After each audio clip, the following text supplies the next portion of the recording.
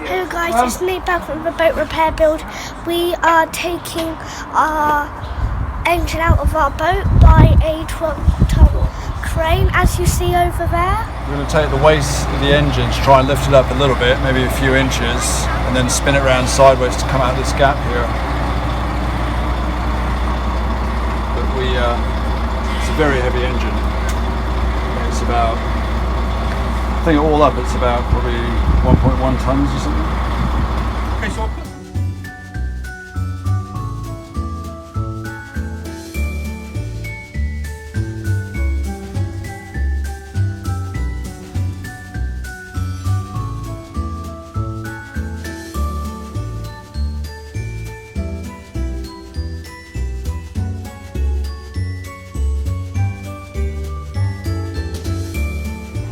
bye-bye engine.